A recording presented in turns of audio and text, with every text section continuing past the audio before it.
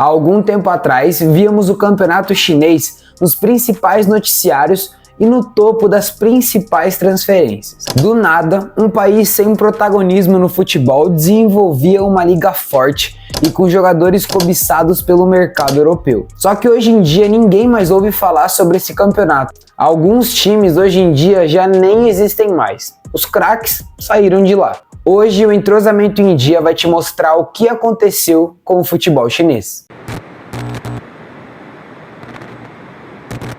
Primeiramente, para entendermos o declínio do futebol chinês, a gente precisa contextualizar e entender o porquê que a China estava tentando esse desenvolvimento no futebol. Em 2011, um ano antes de Xi Jinping se tornar o líder do país, o mesmo disse que queria transformar a China em uma superpotência do futebol. De forma mais clara, a ideia de Xi era usar do futebol, o esporte mais famoso do mundo, para crescer os olhos do mundo para a China, para assim adiantar o processo de superioridade do país em comparação com o resto do mundo. Resumindo, fazer basicamente o que os Estados Unidos estão tentando fazer há muito tempo. Ser o melhor em todos os âmbitos, principalmente aqueles que geram interesse em massa, nesse caso o futebol. Nessa época, Xi Jinping tinha um projeto em mente: fazer com que a China se classificasse para a Copa do Mundo, sediasse uma Copa e também vencesse uma. A tarefa era gigantesca. Enfim, Xi foi eleito e continuou elaborando esse projeto. Em 2016, a Associação Chinesa de Futebol revelou que queria se tornar uma superpotência do futebol mundial até 2050. Inúmeras ideias foram surgindo.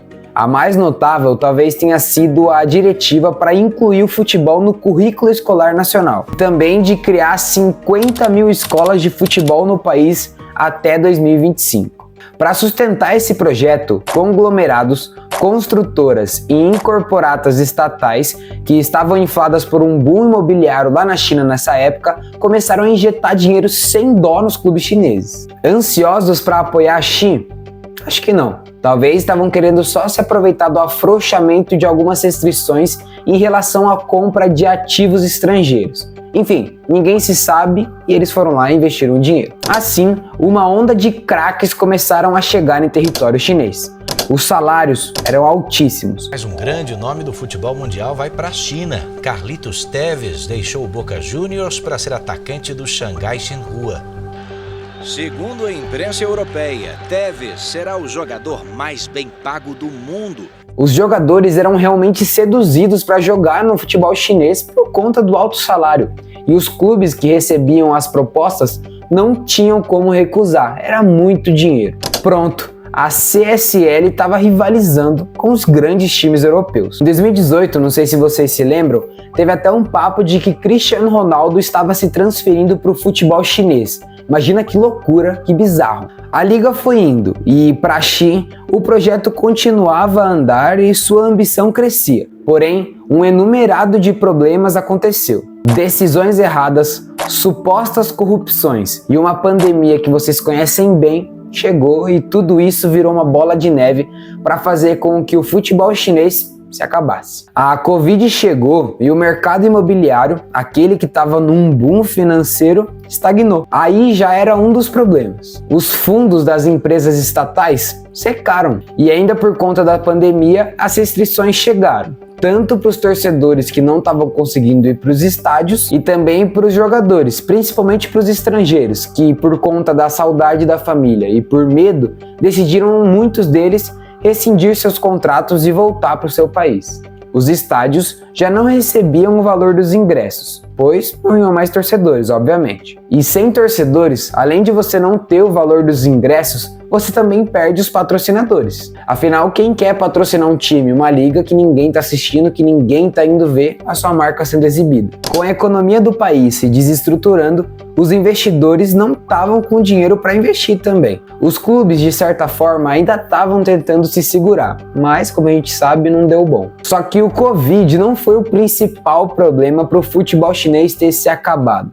Alguns problemas, os principais deles, vieram basicamente da má administração. Por exemplo, Em uma tentativa de promover o talento local, em 2017, a Associação Chinesa de Futebol, a CFA, aumentou a tributação sobre as contratações do exterior. Qualquer clube que gastasse mais de 7 milhões de dólares teria que pagar um montante igual para a CFA, ou seja, uma taxação de 100%. Os clubes então responderam apertando suas carteiras, o que atingiu a presença dos torcedores e, obviamente, o interesse dos patrocinadores, como eu falei. E a consequência de tudo isso é as mais pesadas possíveis. Um clube após o outro foi forçado a fechar enquanto lutavam para equilibrar as contas ou manter suas estrelas com um salário altíssimo. E clube por clube foi fechando sua porta. Alguns realmente não existem mais. Outros caíram de divisão e estão prestes a. E no estalar de dedos, o projeto de Xi Jinping, lá do começo, estava aos pedaços. Agora a tabela do chinesão, se é que a gente pode falar assim, se encontra desse jeito aqui. É impossível encontrar nomes de times que ficaram conhecidos pelo grande público nesse tempo do boom, como o Jiangsu Suning, o Guangzhou Evergrande, o Guangzhou City e outros. Os chineses declaram: é uma vergonha para a China.